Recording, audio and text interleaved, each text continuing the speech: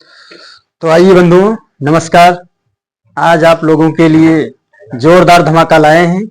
तो पहले कहना है कि बंद रही किस डोर की संगठन या बैर की, बंद रही किस डोर की संगठन या बैर की, अपनी मर्जी पर गुजर करती हो या गैर की, भाई भाई में सुलह या समाई फूट हो, बतलाओ बच्चों तुम सब में किस हवा की लूट हो। आइए, तो आज हम आप लोगों को संख्याएं, नंबर्स के बारे में आप लोगों को बताएंगे कि कहाँ से शुरू होती हैं और किस प्रकार से होती हैं। तो देखिए, तो देखना भैया कि सबसे पहले संख्याएं होती क्या है।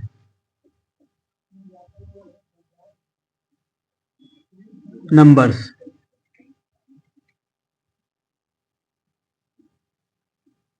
तो सबसे पहले देखते हैं कि प्राकृतिक संख्या क्या होती है। कौन सी? प्राकृतिक संख्याएं। नेचुरल नंबर्स, इंग्लिश में क्या बोलेंगे? Natural numbers. प्राकृतिक संख्याएं वही होती हैं जो आप लोग बचपन में पढ़े हो। 1 2 3 4 5 6, 1 2 3 4 5 6 7, इन्हीं को बोलते हैं प्राकृतिक संख्याएं। किसी भी चीज की अगर काउंटिंग करना है, अर्थात उन्हें गिनना है, तो उन्हीं को ही बोलते हैं प्राकृतिक संख्याएं। तो देखिएगा, 1 2 3 4 5, इसी तरीके से एंड सो ऑन तक, इनको हम बोलते हैं प्राकृतिक संख्याएं। अब इन प्राकृतिक संख्याओं के बाद आप लोगों को बताएंगे कि भैया संपूर्ण संख्याएं। कौन सी? संपूर्ण संख्याएं। संपूर्ण संख्याएं बोलेंगे तो होल नंबर्स, होल नंबर्स। तो संपूर्ण संख्याएं क्या होती हैं? ये जो प्राकृतिक संख्याएं होती हैं, इनकी गिनती हम केवल 9 तक ही कर सकते हैं। जब 10 की बारी आएगी तो आपके पास शून्य नहीं होगा, तो इसीलिए संपूर्ण संख्याओं की आवश्यकता हुई, तो इसमें हम शून्य लगाएंगे। तो शून्य यानी 0 1 2 3 4 5 एंड सो ऑन, इनको भैया बोलते हैं संपूर्ण संख्या। यानी आप चाहे 10 लिखना हो, 100 लिखना हो, 1000 लिखना हो, आराम से लिख सकते हैं, क्योंकि संपूर्ण संख्याएं हैं। तो ये संख्याएं तो आप लोग केवल फर्स्ट सेकेंड क्लास तक पढ़ते हैं।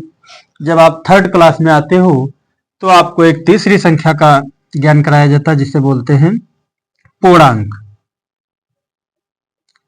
क्या बोलेंगे? पूर्णांक। तो पूर्णांक में क्या होता है, जिसे इंग्लिश में बोलते हैं तो इंटीजर।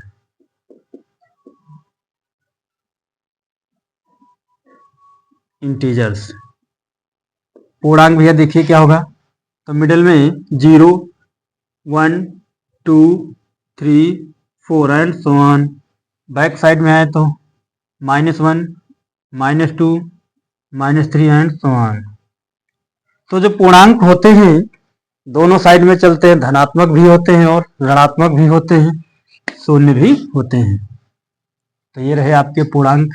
अभी आप लोगों को हम संख्याओं का इंट्रोडक्शन करा रहे हैं, उसके बाद चैप्टर की शुरुआत करते हैं। तो आइए देखिएगा, 4th नंबर पे आते हैं कि परिमेय संख्या क्या होती है। What is rational number. तो परिमेय संख्या भैया देखिए, परिमेय संख्याएं, रेशनल नंबर।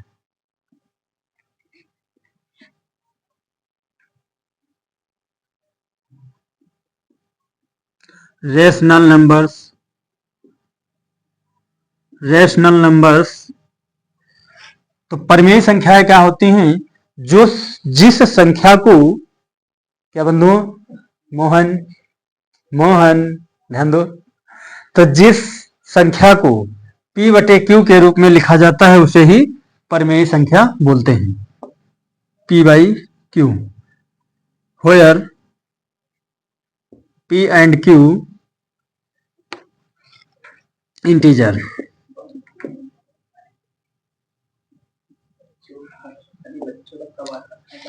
Where जहां P और Q पूर्णांक हैं, बशर्ते Q जो है वो 0 के इक्वल नहीं होना चाहिए। Q is does not 0, Q का मान 0 नहीं होना चाहिए। जैसे एग्जांपल में देखेंगे तो 1/2, 3/5, 0/6, 7 -7/8 या -8/9, कोई भी संख्या ले सकते हैं। अब देखिएगा 5 नंबर पे आ जाते हैं अपरिमेय संख्याएं। कौन सी? अपरिमेय संख्याएं।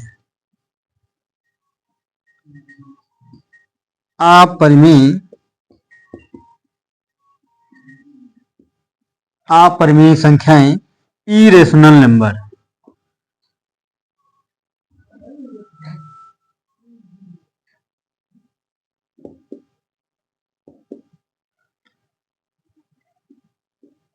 इरेशनल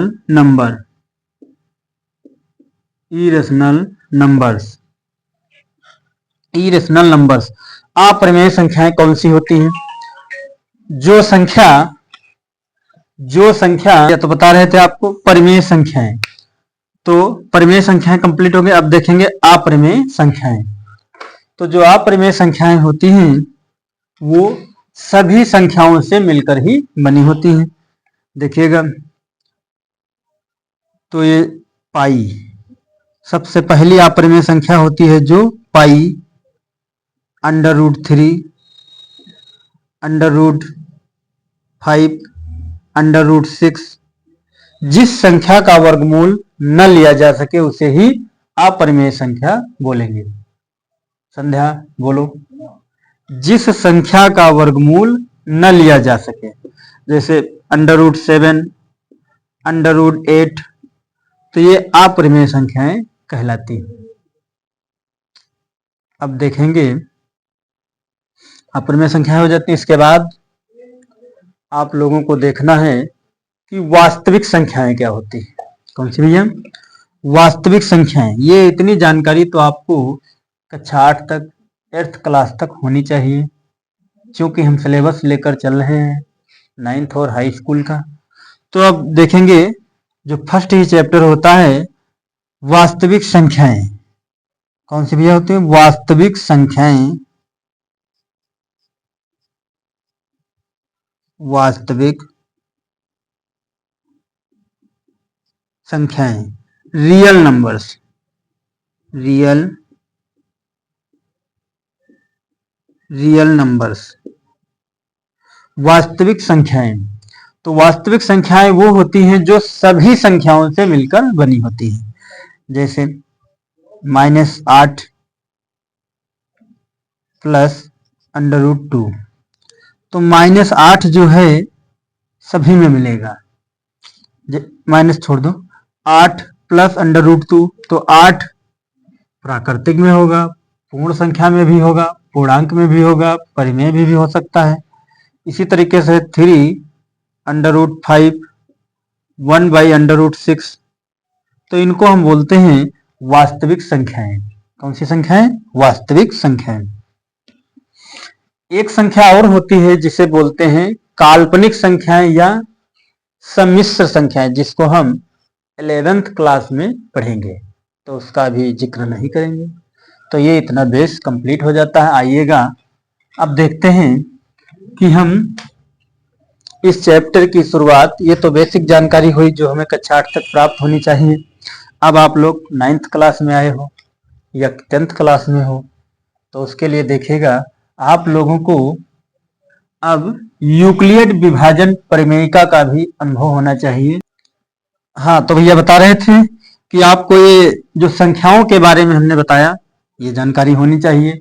इसके बाद देखते हैं यूक्लिड विभाजन परिमेयिका। क्या? यूक्लिड विभाजन परिमेयिका। यूक्लिड विभाजन प्रमेयिका।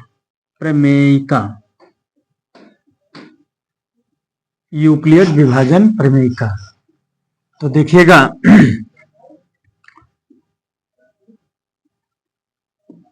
P is equal to Euclid विभाजन प्रमेय का। तो भैया बता रहे थे यूक्लिड विभाजन प्रमेय का। तो देखिएगा, बचपन में आप लोग भाग सवाल जो सीखे हो तो उसका एक फार्मूला होता है, भाज इज इक्वल टू भाजक इंटू भागफल प्लस शेषफल, भागफल प्लस शेषफल। तो भाज्य A is equal to B Q plus R, इसी को बोलते हैं यूक्लिड विभाजन प्रमेय का। और ए को भाज्य, बी भाजक और क्यू भागफल, आर रिमाइंडर शेषफल कहलाता है। तो ये रही यूक्लिड विभाजन प्रमेय का। इसके बाद एक दूसरी चीज भी होती है कि HCF LCM, आपसे पूछा जाएगा HCF ज्ञात कीजिए और LCM ज्ञात कीजिए। तो देखेंगे HCF का मीन्स होता है हायर कोफिशिएंट,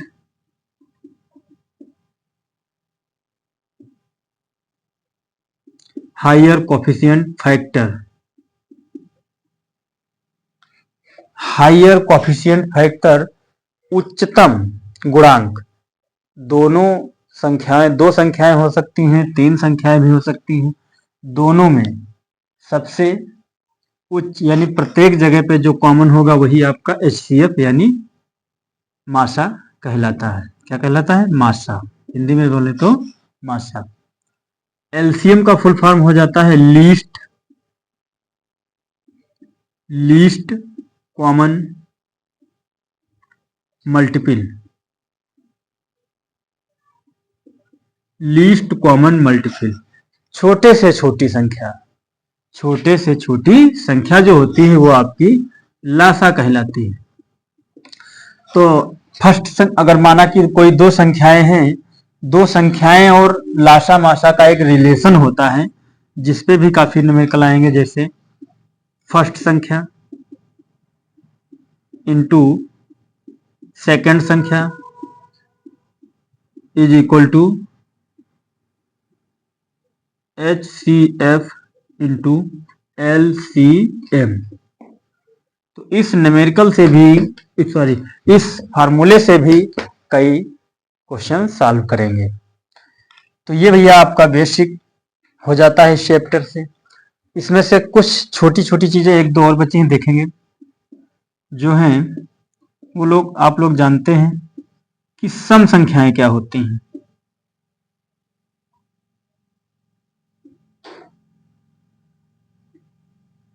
सम संख्याएं क्या होती हैं? सम संख्याएं, तो जो संख्या दो के पहाड़े में आती है उसे ही सम संख्या बोलते हैं। 2, 4, 6, 8, 10 एंड सो ऑन। फिर देखते हैं भैया विषम संख्याएं क्या होती हैं। विषम, विषम संख्या जो संख्या दो के पहाड़े में ना आए, जैसे कि 1, 3, 5, 7, 9, 11, 13 एंड सो ऑन। इसी तरीके से देखते हैं एक और बची है अभाज्य संख्या। अभाज्य संख्याएं, अभाज्य संख्याएं वो संख्याएं होती हैं जो स्वयं से कटें या फिर 1 से। 1 तो 2, 3, 5, 7, 11, 13, 17, ये आपकी अभाज्य संख्याएं आ जाती हैं। तो इतनी बेसिक जानकारी आपको पता होनी चाहिए, तब हम हाई स्कूल या 9th का सिलेबस जो मैथ का होता है उसे चालू कर देंगे। फर्स्ट चैप्टर जो होता है संख्या पद्धति। 9th का जो फर्स्ट चैप्टर है वो है आपका संख्या पद्धति, और जो हाई स्कूल में फर्स्ट चैप्टर है वो है आपका वास्तविक संख्याएं। दोनों की शुरुआत यहीं से होती है। आज के लिए इतना ही। धन्यवाद साथियों।